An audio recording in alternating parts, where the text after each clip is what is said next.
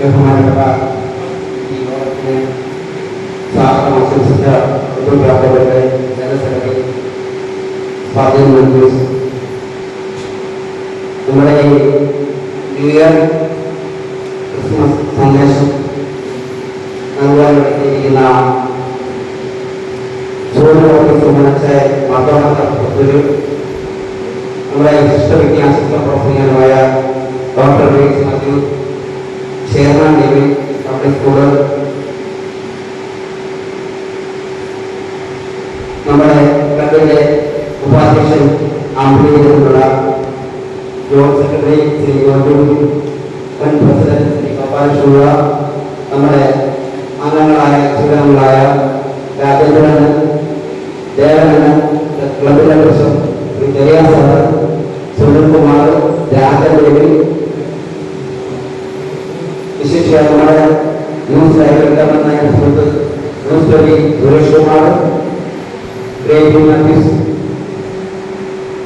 മറ്റ് ഈ കലാപരിപാടി അവതരിപ്പിക്കുന്ന അർത്ഥം ആ സമൂഹത്തിന്റെ അനുഗ്രഹിച്ച കലാകാരികളെ കലാകാരന്മാർ എല്ലാവരെയും ഈ നിയോഗത്തിലേക്ക് സന്തോഷത്തോടെ സ്വാഗതം ചെയ്യുന്നു. ക്ലബിനെ കുറിച്ച് ജനിക്കുന്നവർക്ക് ഏകദേശം പറയാം. നമ്മൾ 7 വർഷങ്ങൾക്ക് മുന്നേ 12 പേര് ചേർന്ന് രൂപപ്പെടുത്തിയാണ് പുത്തൂരിന്റെ സമഗ്രമായ വികസനം. അതായിരുന്നു നമ്മുടെ ലക്ഷ്യം.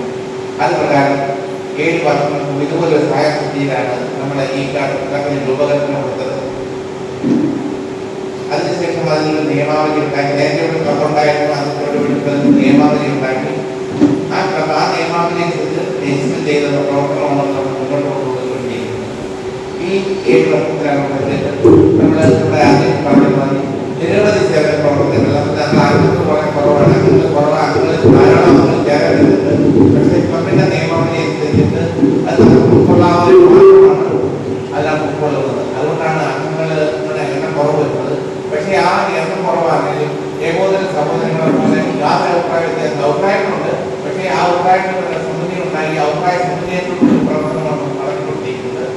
എല്ലാ വർഷവും സ്വാതന്ത്ര്യദിനം, അതുപോലെ റിപ്പബ്ലിക് ഡേ, ഓണം, അതുപോലെ ഈ ന്യൂ ഇയർ, ക്രിസ്മസ് എല്ലാ വർഷവും നമ്മൾ നടത്തുന്നുണ്ട്. അതുപോലെ നാട്ടിലെ എന്ത് പ്രശ്നങ്ങൾക്കും ടൗൺ മുന്നിലുണ്ട്. എല്ലാ കാര്യങ്ങളും ടൗണിലുണ്ട്. എന്തെങ്കിലും ഇഷ്യൂസ് ഉണ്ടായാൽ അവിടെയൊക്കെ നമ്മുടെ കാര്യങ്ങൾ അവിടെ എത്തിയും. അതുപോലെ നമ്മുടെ വസന്തകുമാർ നിരവധി ഗവൺമെന്റിനെ കൊടുത്തിട്ടുണ്ട്. അതിലൊക്കെ മറുപടി കിട്ടിയിട്ടുണ്ട്. അതിൽ കുറച്ചൊക്കെ സാധ്യമായിട്ടും വന്നിട്ടുണ്ട്. ഇപ്പോൾ തന്നെ നമ്മുടെ പുതു പഞ്ചായത്തിന് വേണ്ടിയിട്ട് വളരെ വലിയ പരിശ്രമങ്ങൾ നമുക്ക് നടത്തിക്കൊണ്ടിരിക്കുന്നത്. അങ്ങനെ സാമൂഹികമായി ബന്ധപ്പെട്ട എല്ലാ പ്രശ്നങ്ങളിലും ക്ലബ് അതിൻ്റെതായ രീതിയിലുള്ള പ്രവർത്തനങ്ങൾ കാഴ്ചവെക്കുന്നുണ്ട്. അതുപോലെ എല്ലാ മാസവും ആദ്യത്തെ ശനിയാഴ്ച വൈകിട്ട് ഞങ്ങൾ ഒത്തുകൂടി ആ മാസത്തെ കാര്യങ്ങളെല്ലാം ചർച്ച ചെയ്യും. ആ മാസം വേണ്ടുന്ന കാര്യങ്ങൾ എന്തൊക്കെയാണെന്ന് അടുത്ത മാസത്തേക്ക് വേണ്ട കാര്യങ്ങളെല്ലാം ചർച്ച ചെയ്തിട്ട് അത് സമയബന്ധിതമായിട്ട് ആ നിയമാവലിക്ക് അകത്ത് നിന്നുകൊണ്ട് പ്രവർത്തിച്ചു വരുന്ന ഒരു ഏകോദര സഹോദരങ്ങളുടെ ക്ലബാണ്.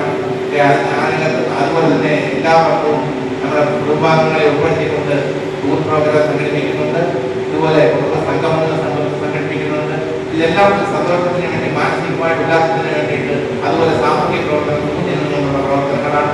അതുപോലെ ഞങ്ങൾ ആദ്യം പ്രവർത്തനം തുടങ്ങിയ ആദ്യ വർഷങ്ങളിൽ ഇതുപോലെ ഗവൺമെന്റിൽ നിന്ന് ഓണക്കിറ്റൊന്നും കിട്ടത്തില്ലായിരുന്നു. ഞങ്ങൾ 350 പേർക്കോളം സാധുക്കളായ ആൾക്കാർക്ക് ഓണക്കിറ്റുകൾ നൽകി. അതുപോലെ അത് ഉദ്ഘാടനം ചെയ്തതിന് മന്ത്രി MP ഒക്കെ വന്ന് അവരെ വളരെ നല്ല അഭിപ്രായമാണ് പറഞ്ഞത്. ഇപ്പൊ പിന്നെ ഗവൺമെന്റ് ഭാഗത്ത് ആ കിറ്റുകളൊക്കെ കൊടുക്കുന്നതുകൊണ്ട് ഇപ്പോൾ ചെയ്യുന്നില്ല. അതിനുശേഷം നമ്മുടെ സുഹൃത്ത് സംഭാവന നമ്മുടെ 2 പേർക്ക് 50,000 രൂപ 2 സാധുക്കൾക്ക് നൽകി. അവരുടെ ജീവിതം വളരെ സാധുക്കളായിട്ടുള്ളവരായിരുന്നു. അവരുടെ വീടുകൾക്ക് ശോധന സന്ദർശിക്കുകയും അത് മനസ്സിലാക്കുന്നത് അവർക്ക് നൽകുകയും ചെയ്തു. ഇങ്ങനെയുള്ള പ്രവർത്തനങ്ങൾ നമ്മൾ തുടർന്നുകൊണ്ടേയിരിക്കുന്നു. ഇനിയും അത് തുടരും. അത് നിങ്ങളുടെ ഏവരുടെയും സഹായവും സഹകരണവും വേണം. ഈ ക്ലബിന്റെ ഉന്നമനത്തിന് വേണ്ടിയിട്ട് എല്ലാവരുടെയും സഹായം ഒരിക്കൽ കൂടി അഭ്യർത്ഥിച്ച് വളരെ സമയം വളരെ കുറവാണ്, ഞാൻ കൂടുതൽ പറയുന്നില്ല. എല്ലാവരുടെയും സഹായം ഒരിക്കൽ കൂടി അഭ്യർത്ഥിച്ചുകൊണ്ട് ഞാൻ മകൾക്ക് വിവാഹപ്രായം നമ്മുടെ രാജ്യത്തെ ഏറ്റവും ധീരനും സുന്ദരനും സുഖകരമായ ഒരു യുവാവ് വേണം എൻ്റെ മകൾക്ക് വിവാഹം ചെയ്യാൻ.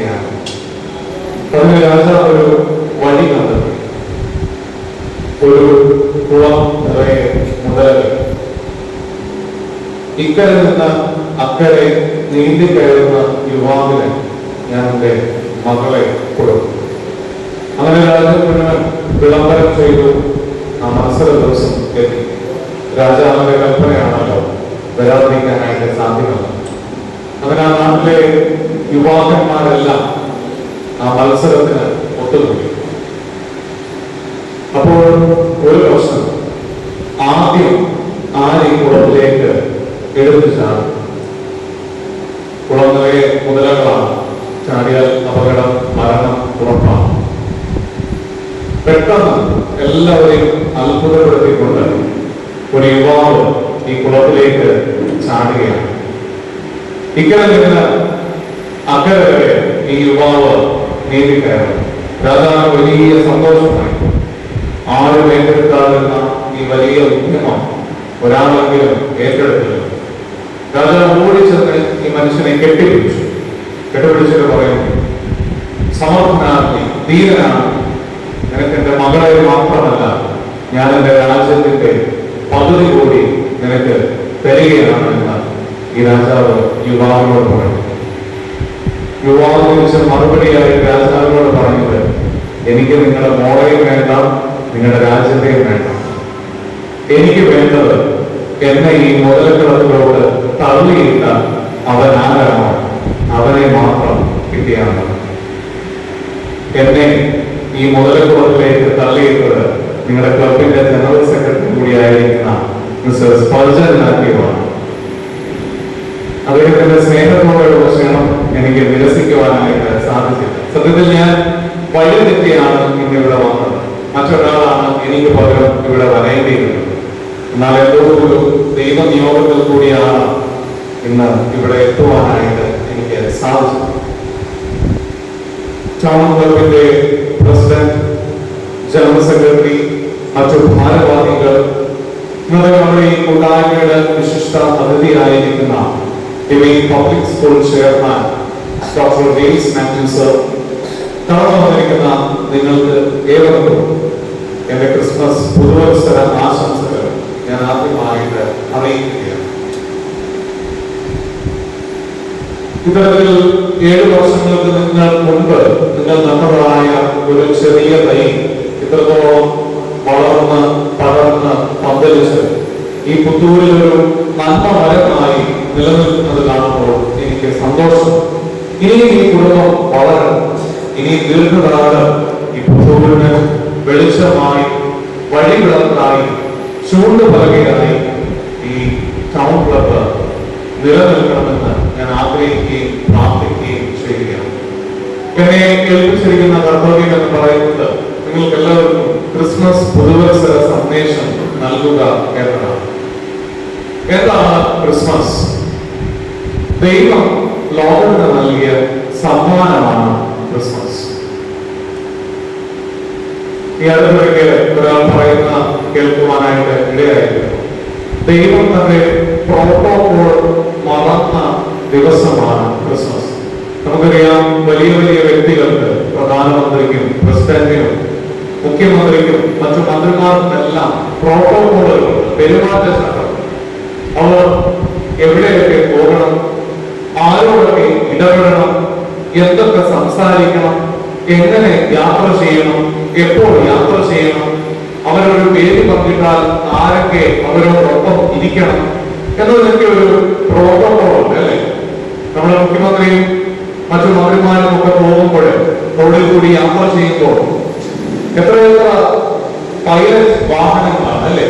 മുൻപിൽ ഒരു 4 പോലീസിന്റെ പൈലറ്റ് വാഹനം കാണും, പിറകിൽ കുറെ പോലീസ് വാഹനം കാണും, അതിന്റെ പുറകിൽ ambulance, fire engine, dog squad, bomb squad, അങ്ങനെ എന്തെല്ലാം പ്രോട്ടോകോളുകളാണ്.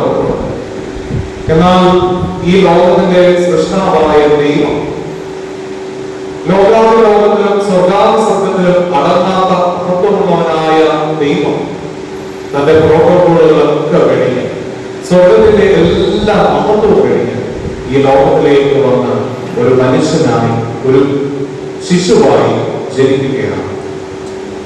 God became human. ദൈവം മനുഷ്യനായി തീർന്നു എന്നതാണ് ക്രിസ്തുമസിന്റെ സന്ദേശം. മനുഷ്യത്വം നഷ്ടപ്പെട്ടു പോയ ലോകക്രമങ്ങളിൽ നഷ്ടപ്പെട്ടു പോയ മനുഷ്യത്വത്തെ ദൈവസ്നേഹത്തിലൂടെ വീണ്ടെടുക്കുന്നതായ വലിയ രക്ഷാ പദ്ധതിക്കാണ് ദൈവം ഈ ക്രിസ്തുമസിന്റെ അനുഭവത്തിലൂടെ തുടക്കമിടുന്നത്. അങ്ങനെയെങ്കിൽ മനുഷ്യനായി തീരുക എന്നതാണ് ക്രിസ്തുമസിന്റെ സന്ദേശം. നമ്മളൊക്കെ മനുഷ്യരാണോ? അച്ഛനെ കണ്ടു കണ്ടോ തോന്നുന്നു അല്ലേ? നമ്മളൊക്കെ മനുഷ്യരാണ്. പക്ഷെ മനുഷ്യത്വം നമുക്ക് എവിടെയൊക്കെയോ നഷ്ടപ്പെട്ടു പോയി. എന്താണ് മനുഷ്യത്വം എന്ന് പറഞ്ഞാൽ? വളരെ ലളിതമായ ഒരു വാചകത്തിൽ പറഞ്ഞാൽ, നമ്മൾ നമ്മുടെ സുന്ദരമായ വീട്ടിനുള്ളിൽ മനോഹരമായ ഡൈനിങ് ടേബിളിൽ വിഭവസമൃദ്ധമായ ഒരു സദ്യ ഉണ്ണുകയാണെന്ന് വെച്ചു. അങ്ങനെ നമ്മുടെ കയ്യിലുള്ളതായ ചോറും മറ്റ് സ്വാദിഷ്ടമായ കറികളും എല്ലാം ഉരുട്ടി കുഴച്ച് ഒരു ഉരുളയായിട്ട് നമ്മുടെ വായ്ക്കുള്ളിലേക്ക് വെച്ച് നമ്മൾ അത് കഴിക്കുവാനായിട്ട് തുടങ്ങുമ്പോൾ നമ്മുടെ അയൽപ്പക്കത്തൊരു വീടുണ്ടെന്നും ആ വീട്ടിൽ അവനും അവന്റെ കുടുംബവും അവന്റെ കുഞ്ഞുങ്ങളും പട്ടിണിയാണെന്നും അവന്റെ കുഞ്ഞുങ്ങൾക്ക് ഒരു നേരത്തെ ഭക്ഷണത്തിന് വകയില്ല എന്നും അവന്റെ കുഞ്ഞുങ്ങൾക്ക് ശരിയായ വിദ്യാഭ്യാസം ലഭിക്കുന്നില്ല എന്നുള്ള ഓർമ്മ നമുക്കുണ്ടാകുമ്പോൾ നമ്മൾ വായിലേക്ക് വെച്ച ആ ഉരുളുണ്ടല്ലോ, അത് നമുക്ക് താഴേക്ക് ഇറക്കാൻ സാധിക്കാതെ നമ്മുടെ തൊണ്ടയിൽ ഇങ്ങനെ തടസ്സപ്പെട്ടു നിൽക്കും. കഴിക്കാൻ പറ്റില്ല. കണ്ണിൽ നിന്ന് കണ്ണുനീരിങ്ങനെ തുള്ളിതുള്ളിയായിട്ട് താഴേക്ക് വീഴും. അങ്ങനെ ഒരു അനുഭവം നിങ്ങൾക്ക് ഉണ്ടാകുന്നുണ്ടെങ്കിൽ നിശ്ചയമായിട്ടും നിങ്ങളിൽ മനുഷ്യത്വത്തിന്റെ ഉറവ നഷ്ടപ്പെട്ടു പോയിട്ടില്ല എന്ന് മനസ്സിലാക്കുവാനായിട്ട് സാധിക്കും. അങ്ങനെ മനുഷ്യനായി തീരുവാനും മനുഷ്യത്വമുള്ളവരായി തീരുവാനുമുള്ള വലിയ സന്ദേശമാണ് ക്രിസ്മസ് നമുക്ക് നൽകുന്നത്. രണ്ടാമതായി ക്രിസ്മസ് നമുക്ക് നൽകുന്ന സന്ദേശം എന്ന് പറയുന്നത് ദൈവം തന്റെ പുത്രനെയാണ് ലോകത്തിനായിട്ട് വിട്ടു നൽകുന്നത്. തന്റെ പുത്രനെ ലോകത്തിന് പങ്കുവെച്ച് നൽകുകയാണ്. അങ്ങനെയാണെങ്കിൽ ക്രിസ്മസ് നൽകുന്ന മറ്റൊരു സന്ദേശം പങ്കുവെക്കലിന്റെ സന്ദേശമാണ്. നമ്മുടെ ജീവിതത്തിന്റെ നന്മകൾ, നമ്മുടെ ജീവിതത്തിന്റെ അനുഗ്രഹങ്ങൾ അതൊന്നും നമുക്ക് മാത്രം അവകാശപ്പെട്ടതാണ്. ഈ ലോകത്തിൽ വേദനിക്കുന്നവരുണ്ട്, ബുദ്ധിമുട്ട് അനുഭവിക്കുന്നവരുണ്ട്, അവർക്ക് കൂടി പങ്കുവെക്കുവാനായിട്ട് ഉള്ളതാണ്. നമുക്കെല്ലാവർക്കും പരിചിതമായ വ്യക്തിത്വമാണല്ലോ മദർ തെരേസ, വിശുദ്ധയായ മദർ തെരേസ. ഒരു ക്രിസ്മസ് നാളിൽ മദർ തെരേസ കുറച്ച് അരിയും സാധനങ്ങളും ഒക്കെ ആയിട്ട് ഒരു ദരിദ്രയായ ഭവനത്തിലേക്ക് എത്തിച്ചേരുന്നു. ആ ഭവനത്തിൽ ഒരമ്മയും രണ്ട് കുഞ്ഞുങ്ങളും മാത്രമേ ഉള്ളൂ. ആ ഭവനത്തിൽ അടുപ്പിരിക്കുന്ന ആളുകളാണ്. ഈ അമ്മയ്ക്ക് സ്വന്തം കുഞ്ഞുങ്ങൾക്ക് നേരാവണ്ണം ഭക്ഷണം കൊടുക്കുവാനായിട്ട് സാധ്യമല്ല. ഈ മദർ തെരേസ കൂടെ ഉണ്ടായിരുന്നവരും ചേർന്ന് തന്റെ കൈകളിൽ ഉണ്ടായിരുന്ന അരിയും മറ്റു പലവ്യഞ്ജന സാധനങ്ങളും ഒക്കെ ഈ അമ്മയുടെ കയ്യിൽ കൊടുക്കുകയാണ്. അമ്മയുടെ കയ്യിൽ ഇത് കിട്ടിയ മാത്രമേ ഈ അമ്മ എന്താ ചെയ്തതെന്ന് അറിയാമോ? തന്റെ ഇളയ മകനെ അരികെ വിളിച്ചു. എന്നിട്ട് ഇതിൽ നിന്ന് പകുതി അരിയും മറ്റ് സാധനങ്ങളും ഒക്കെ എടുത്ത് ഈ കുഞ്ഞിന്റെ കയ്യിൽ കൊടുത്തിട്ട് അവനെ എങ്ങോട്ടോ പറഞ്ഞയച്ചു. അപ്പോൾ മദർ തെരേസയ്ക്കും കൂടെ ഉള്ളവർക്കും വലിയ ആകാംക്ഷയായി, അത്ഭുതപ്പെട്ടു. മദർ തെരേസ ഈ അമ്മയോട് ചോദിച്ചു, നിങ്ങൾ എവിടേക്കാണ് ഇങ്ങനെ പറഞ്ഞയച്ചത്? അപ്പോൾ ഈ അമ്മ പറഞ്ഞു, എന്റെ വീടിന് 2 വീടുകൾക്ക് അപ്പുറത്തായിട്ട് ഒരു വീടുണ്ട്.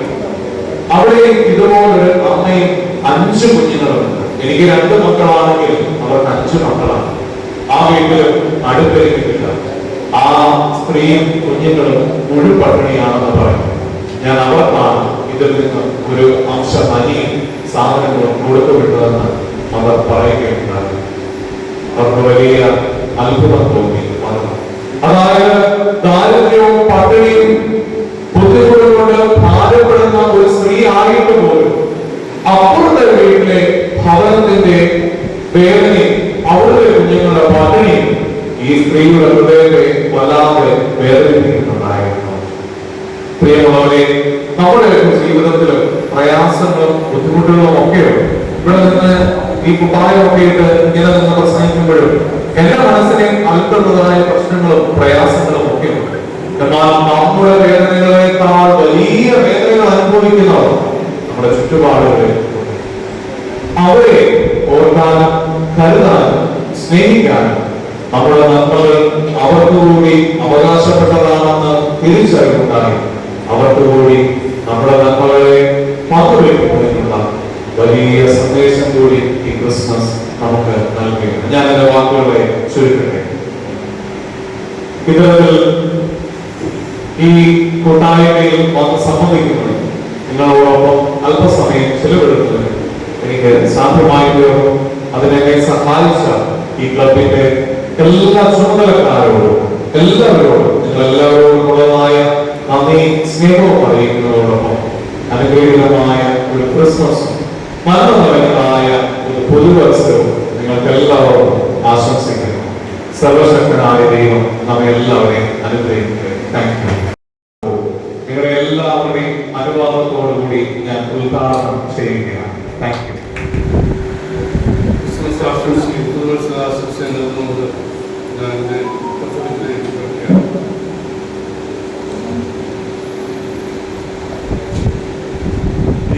ക്ലബിന്റെ 7ാമത്തെ കുടുംബസംഗമവും ക്രിസ്മസ് ആഘോഷവും നടത്തുന്നു. ഈ വേദിയിലിരിക്കുന്ന നമ്മുടെ നമ്മുടെ ഇന്നത്തെ ചീഫ് ഗസ്റ്റ് സോമോഗീസ്, നമ്മുടെ മിസ്റ്റർ വസന്തകുമാർ, സാജൻ മാത്യു, ജോ ക്രിസ്ത്യൻ, സുരേൻ സാർ എന്നിവർക്കെല്ലാം ഒരുപോലെ നന്ദി പ്രകാശിക്കുകയാണ് എന്നെ ഈ അവസരത്തിലെ ക്ഷണിച്ചത്. ക്രിസ്മസ് എന്ന് പറയുമ്പോൾ അച്ഛനെല്ലാം പറഞ്ഞു കഴിഞ്ഞു, ഒരു പങ്കുവെക്കലിന്റെ ഒരു രീതിയുണ്ട്. അതാണ് ഞാനെപ്പോഴും ആലോചിക്കുന്നത്. ഇതൊരു സെലിബ്രേഷൻ ഇല്ല, ഇതൊരു അനുഭവമാണ്. ക്രിസ്മസ് എന്ന് പറയുമ്പോൾ നമ്മൾ ഡിസംബറിലേക്ക് കടന്നു വരുമ്പോൾ ധാരാളം ഫെസ്റ്റിവൽ സീസൺ ഉൾക്കൊള്ളുന്ന ഒരു മാസമാണ്. എന്നാൽ ക്രിസ്മസ് ആവുമ്പോൾ ഒരു മറ്റുള്ളവരെയും സ്നേഹിക്കുകയും ഒരു പങ്കുവെക്കലിന്റെയും ഒരു സമയമാണ്. അതുകൊണ്ടാണ് ഭൂമിയിൽ സന്മനസ്സുള്ളവർക്ക് സമാധാനം. ആരാണ് ഈ സന്മനസ്സുള്ളവർ? ആരാണ് നല്ല മനുഷ്യരായി ജീവിക്കുന്നത്? ആരാണ് നല്ല മനസ്സുള്ളത്? അതുകൊണ്ടാണ് ജീസസ് പറഞ്ഞത്, എന്നെ പോലെ നിന്റെ അയൽക്കാരനെയും സ്നേഹിക്കണം. എന്ന് പറയുന്നു. അപ്പോൾ ചില ചോദ്യങ്ങൾ വരും. നമ്മുടെ അയൽക്കാരൻ ശരിയല്ലെങ്കിൽ എങ്ങനെ സ്നേഹിക്കാൻ പറ്റും? നമ്മളെ ഒതുക്കാനാണ് ഉദ്ദേശിക്കുന്നതെങ്കിൽ നമുക്ക് എങ്ങനെ സ്നേഹിക്കാൻ പറ്റും? ആ ഒരു തലത്തിലേക്ക് തന്നെയും സ്നേഹിക്കണമെന്നാണ് നമ്മുടെ എല്ലാ പുണ്യ പുസ്തകങ്ങളും പറയുന്നത്. അതുപോലെ തന്നെ ഖുർആനിൽ പറയുന്നുണ്ട്, ഒരു മുസ്ലിം യുവാവോ സ്വർഗത്തിൽ പ്രവേശിക്കണമെങ്കിൽ അവന്റെ അയൽക്കാർ എങ്ങനെ ആയിരിക്കണം, അവനെ എങ്ങനെ കെയർ ചെയ്യുന്നു, അത് ശങ്കരനാവട്ടെ, തോമസ് ആവട്ടെ, ആരുമായാലും അവനെ എങ്ങനെ അവന്റെ ജീവിത രീതി എങ്ങനെയാണെന്ന് മനസ്സിലാക്കി അവന്റെ ജീവിതത്തോട് നാം നിർമ്മിച്ചിരുന്നില്ല എങ്കിൽ ഇവൻ മരിച്ചു കഴിഞ്ഞാൽ ഈ സ്വർഗീയ കവാടം അവന് വേണ്ടി അടച്ചു കളയും എന്നാണ് അവിടെ പ്രമാണം പറയുന്നത്. അതുകൊണ്ടാണ് നമുക്ക് പരസ്പരമായിട്ടുള്ള സ്നേഹം നമുക്ക് അത്യാവശ്യമാണ്. എവിടെയാണ് സന്മനസ്? മനസ്സുള്ളവർക്ക് മാത്രമേ അത് സാധിക്കുകയുള്ളൂ. ഓരോ ദിവസവും നമ്മൾ കാണുന്നത് കുട്ടികളോടൊക്കെ വളരെ കുറവാണ്. കുട്ടികൾ ദയവ് ചെയ്ത് നിങ്ങൾ ഈ വെള്ളത്തിൽ നിന്ന് ചാടാൻ പോകും. ഇന്നലെ മെഞ്ഞാൻ തന്നെ 3 പേരാണ് പോയത്. അതിന്റെ തലേന്ന് പോയി 2 പേര്. ആവശ്യമില്ല, മോട്ടോർ സൈക്കിൾ പിന്നെ ഡെയിലി ഉണ്ട്. നിങ്ങൾ പേരൻസിനോട് എനിക്ക് പറയാനുള്ളത്, നിങ്ങൾക്ക് നമ്മൾ എന്ത് കൊടുക്കുന്നുവോ വളരെ സൂക്ഷിച്ചുകൊണ്ട് പോകാൻ നിങ്ങൾ അവരെ പഠിപ്പിക്കണം. ആവശ്യമില്ലാതെ ആറ്റിച്ചാടാൻ നിന്ന് പോയാൽ നമുക്ക് കയ്യിൽ ഇതൊന്നും നിൽക്കത്തില്ല. അതിന്റെ സത്യാവസ്ഥ നമുക്ക് മനസ്സിലാവുന്നില്ല. ഒരു ആറിന്റെ തീരത്തോ മറ്റു കുളത്തിന്റെ തീരത്തോ അതിനകത്തുള്ള സംഭവം നമുക്കറിയില്ല, എവിടെയാണ് ചുഴിയുള്ളതും മറ്റും. പക്ഷെ എണ്ണം മാത്രം എടുത്ത് വായിക്കുമ്പോൾ എത്ര ചെറുപ്പക്കാരല്ല, 18, 19, 20 വയസ്സുള്ള, അതും മെഡിസിൻ പഠിക്കുന്നവർ, എഞ്ചിനീയറിംഗ് പഠിക്കുന്നവർ എല്ലാവരും ഒരു നിമിഷം കൊണ്ട് നമുക്ക് നഷ്ടമാവുന്നു എന്നുള്ളത് നമ്മൾ വളരെ സങ്കടത്തോടെ ഓർക്കുന്നത് അത്യാവശ്യമാണ്. നമ്മൾ മനുഷ്യരെ മനസ്സിലാക്കുന്ന രീതിയിലാണ്. കേരളത്തിലേക്ക് ഞാൻ പലപ്പോഴും ശ്രദ്ധിക്കാറുണ്ട്. 10-30 വർഷം വെളിയിലായതുകൊണ്ട് കേരളത്തിലെ ഒരു സംഭവം എന്താണെന്ന് ഞാൻ മനസ്സിലാക്കുന്നത്, എങ്ങനെയെങ്കിലും കഷ്ടപ്പെട്ട് ബുദ്ധിമുട്ടി കുറച്ച് സമ്പാദിക്കാൻ നമ്മൾ ആരെങ്കിലും ശ്രമിച്ചിട്ടുണ്ടെങ്കിൽ അവർക്ക് പേരിടുന്നത് ബൂർഷ്വായാണ്. സമൂഹത്തിൽ ഒരാൾ നന്നാവാൻ മറ്റുള്ളവർ സമ്മതിക്കാത്തത് എന്തുകൊണ്ട്? നമ്മുടെ ആറ്റിറ്റ്യൂഡ് മാറണം. നമ്മളിൽ നിന്നും നമുക്ക് വിശ്വാസങ്ങളുണ്ട്, എന്നാൽ അന്ധവിശ്വാസങ്ങൾ പാടില്ല. വിശ്വാസം എല്ലാവർക്കും ഇഷ്ടമുള്ള സംഗതിയാണ്, വിശ്വസിക്കാം. എന്നാൽ അന്ധവിശ്വാസങ്ങളുടെ പുറകെ പോയി ജീവിതം അവസാനിക്കുന്ന 4 പേരാ വെച്ച് അന്ധവിശ്വാസത്തിന്റെ പുറകെ പോയിട്ട് നമുക്ക് മനോഹരമുണ്ട്. അപ്പോൾ നമ്മൾ കുട്ടികളെ പഠിപ്പിക്കുമ്പോൾ വിദ്യാഭ്യാസം കൊടുക്കുന്നതോടൊപ്പം തന്നെ ജീവിത സ്റ്റൈല്, ജീവിതം എങ്ങനെ ജീവിക്കണം. അതുകൊണ്ടാണ് ക്രിസ്തു സ്വർഗീയ മഹിമകളിലേക്ക് ഈ ഭൂമിയിലേക്ക് കടന്നു വന്ന് മനുഷ്യരുടെ ഇടയിൽ മനുഷ്യനായി ജീവിച്ചത് എങ്ങനെ ജീവിക്കണമെന്ന് കാണിച്ചു കൊടുക്കുന്ന വലിയൊരു സിദ്ധാന്തമാണ് നമുക്ക് ആ പുസ്തകത്തിലൂടെ മനസ്സിലാക്കാൻ സാധിക്കുന്നത്. അതുകൊണ്ട് മറ്റുള്ളവരെ നമ്മൾ റെസ്പെക്ട് ചെയ്തേ മതിയാവും. സാമ്പത്തികമായി ഉയർന്നവരും സമൂഹത്തിൽ ഒരുപാട് നന്മ ചെയ്യുന്നവരെ നമ്മൾ ബഹുമാനിക്കുന്നു. അതാണ് നമ്മുടെ മനുഷ്യത്വം. അല്ലാതെ അവനെ കല്ലും നോക്കിക്കുക എന്നുള്ളതല്ല. എന്നെ സംബന്ധിച്ചിടത്തോളം നിങ്ങൾക്ക് എല്ലാവർക്കും എന്നെ അറിയാം. ഞാൻ വളരെ താഴ്ന്ന പറയുമ്പോൾ സാധാരണ കുടുംബത്തിൽ നിന്ന് വന്നത്. ഈ ഒരു സംരംഭമൊക്കെ എനിക്ക് ഉണ്ടാക്കണമെന്ന് ഞാൻ പണ്ടേ തീരുമാനിച്ചതാണ്. എന്തെങ്കിലും ആകണം, തൊഴിൽ തിരിച്ചു എന്ന് മാത്രം ഉണ്ടായിട്ടില്ല. നമ്മൾ എത്ര വർഷം ജീവിച്ചു എന്നുള്ളതല്ല, നമ്മൾ എങ്ങനെ ജീവിച്ചു എന്നുള്ളതാണ് ഈ മനുഷ്യ സമൂഹത്തിൽ നമ്മൾ കാണിക്കേണ്ടത്. അതുകൊണ്ടാണ് ഞാൻ നേരത്തെ വിചാരിച്ചിട്ടുള്ളത്, എന്തെങ്കിലും ഈ സമൂഹം തന്നെ ജനിച്ച പ്രദേശത്ത് തന്നെ ചെയ്യണം എന്ന് എനിക്ക് തോന്നിയത്. അതിൻ്റെതായ ബുദ്ധിമുട്ടുകൾ ഒരുപാടുണ്ട്, അത് സാരമില്ല. ഒരിക്കലും എന്റെ ഭാഗം എന്നെടുത്ത് പറഞ്ഞു, കായ്ക്കുന്ന മാവിൽ മാത്രമേ എറിയുള്ളൂ, കായ്ക്കുന്ന മാവിൽ മാത്രമേ എറിയുള്ളൂ. നിങ്ങൾ നോക്കി അപ്പത്തൊരു മാവിട്ട് അത് ഇന്നുവരെ കായ്ച്ചിട്ടില്ല, ഒരു പക്ഷികൾ പോലും അതിന് കയറിയിരിക്കുകയില്ല. എന്നാൽ കായ്ക്കുന്ന മാവ് ചെറുപ്പത്തിലെ കണ്ണിമാങ്ങയ്ക്ക് എറിയുന്നവരുണ്ട്, എല്ലാ സമയത്തും അതിനെ എറിയുന്നവരുണ്ട്.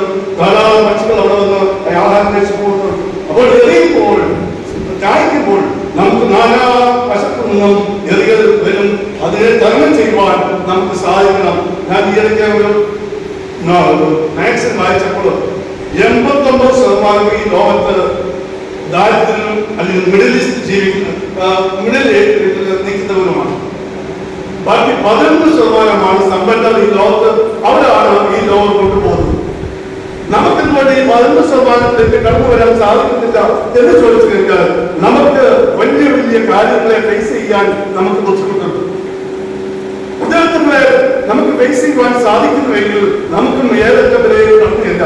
ഇന്നും നമുക്കറിയാം, ഒഡീഷന്മാർ പലരും തമിഴ് പ്രശ്നമാണ്, ഒപ്പിടാൻ പോലും അറിയില്ല, പേരിടാൻ പോലും അറിയാൻ വയ്യാത്തതുണ്ട്. എന്തുകൊണ്ട് ഈശ്വരൻ നമുക്ക് മറ്റ് എഡ്യൂക്കേഷൻ ലെവലില് ഉന്നതിയിൽ നിർത്തിയില്ലെങ്കിൽ നമുക്കൊരു സംഭവം തന്നിട്ടുണ്ട്. അതാണ് നമ്മുടെ കോമൺ സെൻസ്.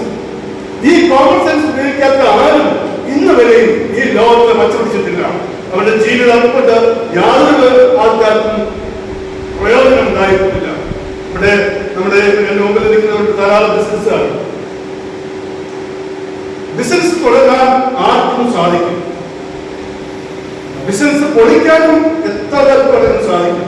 എന്നാൽ അത് കൊണ്ടു നടക്കുന്നവരാണ് ബിസിനസ്സുകാർ. എങ്ങനെയാണ് എല്ലാം തരണം ചെയ്ത് ആ ബിസിനസ് കൊണ്ടു നടക്കുന്നുവെങ്കിൽ ആ അദ്ദേഹത്തിന്റെ പ്രസ്ഥാനം വളരുമെന്നതിന് സംശയമില്ല. ഇതാണ് നമുക്കില്ലാത്തത്. നമുക്ക് കഷ്ടപ്പെടുവാൻ പറ്റുന്നില്ല. നമ്മൾ ഒരു A+ വാങ്ങിച്ചുകൊണ്ട് ഒന്നും തരുന്നില്ല. അതോടൊപ്പം തന്നെ നമ്മുടെ ജീവിതം മൂല്യമുള്ള വർദ്ധിക്കണം. വിദ്യാഭ്യാസത്തിന് മൂല്യമുണ്ടാവണമെങ്കിൽ ഇതെല്ലാം ചെയ്യുന്ന എലമെന്റ്സ് മാത്രമേ അങ്ങനെയാണ് നല്ലൊരു ലൈഫിൽ ജീവിക്കുവാനായിട്ട് നമുക്ക് സാധ്യമായുള്ളൂ. നമുക്ക് ഈശ്വരവിശ്വാസങ്ങളുണ്ട്, ദൈവവിശ്വാസങ്ങളൊക്കെ നമുക്കുണ്ട്. എങ്കിലും ഈ 21-ാം നൂറ്റാണ്ടിൽ ഈ സമയത്ത് നമ്മൾ കടന്നു വരുമ്പോൾ അന്ധവിശ്വാസങ്ങളുടെ പുറകിൽ പോയി നമ്മുടെ ജീവിതം ഓർമ്മിക്കുവാനല്ല നമ്മളെ ഇവിടെ ആക്കിയിരിക്കുന്നത്. നമ്മൾ സമൂഹത്തില് എന്നെ ഉയർച്ചയിലേക്ക് തൊട്ടിട്ടുണ്ടെങ്കിൽ അതിന് ഉത്തരവാദിത്തം ചുമതലയുണ്ട് എന്നെ ഏൽപ്പിച്ചിട്ടുണ്ട്. നമ്മുടെ സൊസൈറ്റിയിൽ നമുക്ക് കൊടുക്കാവുന്ന കോൺട്രിബ്യൂഷൻ മറ്റുള്ളവരെ സഹായിക്കാനും അതോടൊപ്പം തന്നെ അവരോടൊപ്പം നടക്കുവാനും നമുക്ക് സാധിക്കണം. എങ്കിൽ മാത്രമേ നമ്മുടെ വിശ്വാസം കൊണ്ട് നമുക്ക് പ്രയോജനമുള്ളൂ എന്ന് പറയാനാണ് ഞാൻ ആഗ്രഹിക്കുന്നത്. മനുഷ്യമൂല്യങ്ങൾ ഉണ്ടാവണം. നമുക്ക് ഒരുപാട് ഭരണാധികാരികൾ, നല്ലവരായ ഭരണാധികാരികൾ നമുക്ക് മുൻപേ ഉണ്ടായിട്ടുണ്ട്. അവരെ ഇന്ത്യ നല്ലപോലെ വരച്ചിട്ടുണ്ട്. അവരെയൊക്കെ നമുക്ക് ചരിത്രത്തിൽ ഓർക്കുന്നു. ഞാൻ APJ അബ്ദുൽ കലാമിന്റെ ഒരു ചെറിയ സ്റ്റോറി നടന്ന സംഭവം. അദ്ദേഹം ആദ്യമായിട്ട്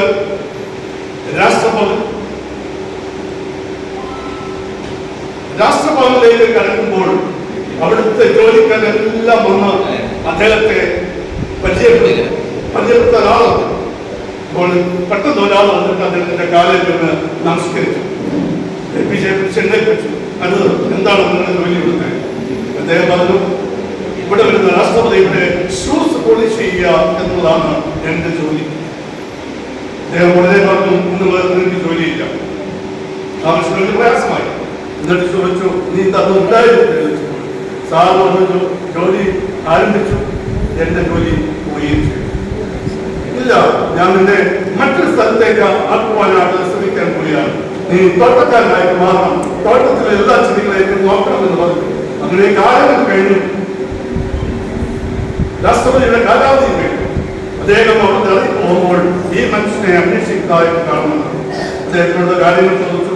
അപ്പോൾ അദ്ദേഹം പറഞ്ഞത്, സാറിന്റെ ജോലി കഴിഞ്ഞു, എന്റെ ജോലി ഇപ്പോഴും തുറന്നുകൊണ്ടേയിരിക്കുന്നു. എന്നിട്ട് 2 ബ്രീഫ് കേസിൽ കൊടുത്തിട്ട് പറഞ്ഞു, ഇത് ഭംഗിയായിട്ട് കുറച്ചുകൊണ്ട് കാണും. അപ്പോൾ അദ്ദേഹം തോട്ടക്കാർക്ക് അത്രയും ബുദ്ധിമുള്ള 2 ബോക്സിൽ പഠിക്കുന്നതിനാണ് വിശ്വസിക്കുന്നത്. എന്റെ ജീവിതത്തിൽ ഒരു തനി പൊടി പോലും എന്റെ കുട്ടികൾ കൊണ്ടുപോകാൻ ഞാൻ ആഗ്രഹിക്കുന്നില്ല. അതുകൊണ്ട് ആരോഗ്യം വിട്ടിട്ട് പോകാനാണ് ഞാൻ ആഗ്രഹിക്കുന്നത്. അങ്ങനെയും ഉണ്ടായിരുന്നു. നമുക്ക് രാഷ്ട്രപതികള്, പ്രധാനമന്ത്രിമാര്, വലിയ വലിയ മന്ത്രിമാരൊക്കെയും നമ്മളെ ഭരിച്ചിരുന്നു. അതുകൊണ്ടാണ് നമ്മുടെ ആപ്തവാക്യം എന്ന് പറയുന്നത് നാനാത്വത്തിൽ ഏകത്വം എന്ന് നമ്മൾ എപ്പോഴും പറയാറുണ്ട്. എല്ലാവരെയും ഒരുപോലെ കൊണ്ടു നടക്കുവാനുള്ള ഒരു ജനാധിപത്യ സംഹിതയിലാണ് ഞാൻ നിങ്ങൾ ജീവിക്കുന്നത്. എന്നാൽ കേരളത്തെ പോലുള്ള ഇത്രയും സുന്ദരമായ ഒരു ദേശത്ത് നമുക്ക് ഇങ്ങനെ ജീവിക്കേണ്ടതല്ല. ഒരുപാട് കാര്യങ്ങൾ ചെയ്താൽ ഇന്ന് ഇന്ത്യയിൽ ഏറ്റവും മഹത്തരമായ ഒരു സ്റ്റേറ്റ് ആയിട്ട് മാറും. അതാണല്ലോ കൺട്രി. സാക്ഷരതയിൽ 100% ആദിച്ചിട്ടുള്ള മനുഷ്യർ. എന്നാൽ നമുക്കത് അതിന്റെ ഔട്ട്പുട്ട് കിട്ടുന്നില്ല. എന്തുകൊണ്ടാണെന്ന് ചോദിച്ചാൽ നമ്മുടെ ആറ്റിറ്റ്യൂഡൊക്കെ മാറണം, നമ്മുടെ ഭരണാധികാരികളുടെ ചിന്താഗതികൾ മാറണം, നമ്മുടെ സിലബസുകൾ മാറണം, നമ്മുടെ സിസ്റ്റങ്ങൾ മാറണം. നമ്മുടെ സിസ്റ്റങ്ങളുണ്ട്, എന്നാൽ നമ്മുടെ സിസ്റ്റത്തിൽ കൂടെ പോകുന്നില്ല എന്നതുകൊണ്ടാണ്. അതുകൊണ്ട് ഇപ്പോഴത്തെ ഈ ക്രിസ്മസിന്റെ ഈ അവസരത്തിൽ പറയുന്നത് വൻപോക്കിന്റെ ഒരു അവസരമാണ്.